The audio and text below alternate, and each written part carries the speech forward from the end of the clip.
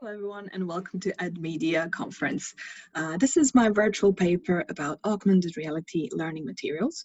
My name is Sara Muršić and I'm gonna explain my design of individual and collaborative activities for primary school. So I'm gonna start with simply saying something about myself first. So I'm a PhD researcher in Edge Hill University. This paper that I'm going to present here is design of materials, but I've also presented in this conference a little bit about barriers, and last year I presented a poster about this big project that I'm doing. Project also includes workshops for educators and educational practitioners all across Europe. Really, I've started with primary schools in the UK, but recognizing that need for training, I've also offered the same workshop for universities in Latvia, Croatia, and Serbia, now also on numerous European conferences, and that all led me to visit Northwest University in South Africa as well. Nowadays I do a lot of these workshops, so I'm happy to collaborate with you if you have any need for that kind of training. Today I'm going to tell you more about these materials that I've designed. So there are 5 different kinds of materials, AR materials, and they all cover, they're all made in augmented reality. So augmented reality is a technology that combines physical objects and digital media. You have it on the picture here. It says that the physical object on the other side of our device is a trigger or a marker, which can be a printed 2D photograph or a book front cover, or even a print on your t-shirt, whatever you can imagine and see in your real environment. And then we overlay that with digital media. Overlays can be everything from audios, videos, even quizzes, links to stuff, PDF documents, variety of different types of files as well. All that together is called augmented reality. So to be able to see it, we need some sort of device to recognize the real object and show or trigger some kind of overlay or media on our device. The most famous AR app is definitely Pokemon Go app, which some of you might recognize. It shows digital objects, Pokemons in your environment as you go around the world or in your local environment. Also, we have a great use of augmented reality now with social media, where we all kind of use those filters. So for that to happen, your device recognize your face, your eyes, your mouth, and everything that moves, and overlays those elements with either glasses or some effects, or maybe a flower crown, or covers your background in some color. When we use this technology for learning, we use those electronic devices, be it phones or tablets or even headsets, to extend our learners' interaction with their environment. But even more importantly, we can bring to life different times, spaces, and characters. This kind of technology offers us many opportunities, but mainly we can transform our learners' perspective and actually their opinion of their learning context and how wide their learning context actually is. These materials that I'm going to show you today, of course, are part of a bigger project, but just to give you a little context of what they cover, what we were doing with those materials, the topic of the AR activity that I was doing with children in primary school is a book called Artemis Fowl. There's a whole series of the book, and that's a recommended reading for year 5, therefore pupils aged 10 or 11 years old. And I've chosen this book because it features a female and male main character, with also this concept of the anti-hero, which means that we don't really have a bad guy and a good guy. We also don't recognize differences between male and female characters very clearly, which means it's a kind of a recognizable and identifiable narrative for everyone.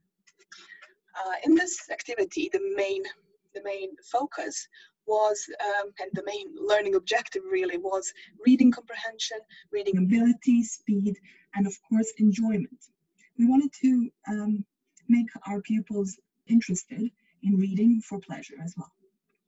So activities involve students working individually and in pairs to develop communication and collaboration skills, of course, to negotiate ideas with their partner. Design of the activity is really game-based, but all around discovery. Just by using augmented reality trigger-based system, we are kind of involving discovery elements here, because by scanning something in reality and discovering hidden things, hidden media or text behind it, you are already involved in kind of a discovery process. But I've also included this discovery in a narrative and roles that pupils were taking.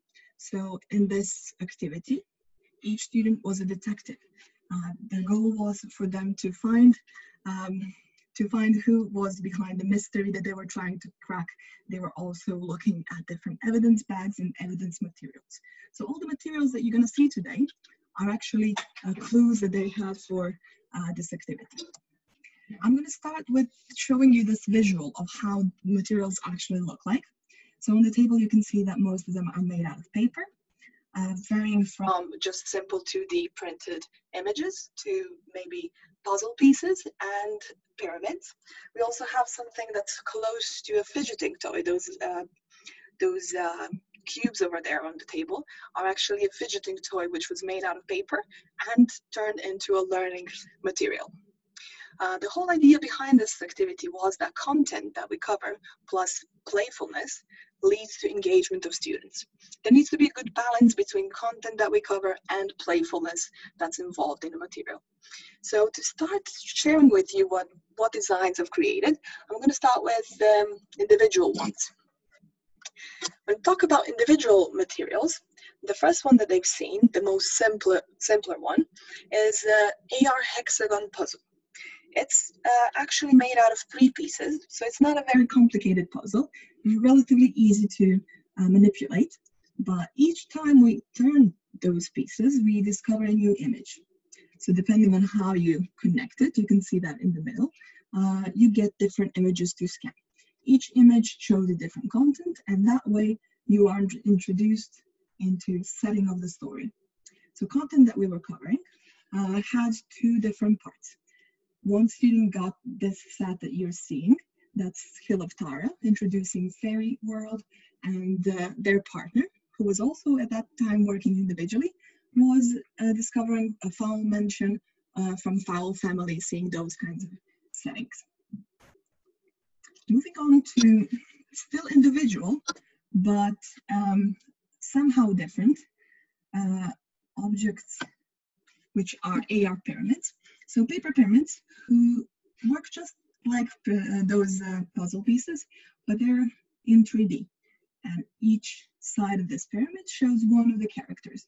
These pyramids that you see here are connected to foul mention, where we see foul family, their butler, Artemis's mom and dad, and each scannable side of that pyramid gives us information about that character. Playfulness side of that object was really about handling the 3D object and manipulating sides of it. It was really fun for students to do that, and you can see on this little video how it works.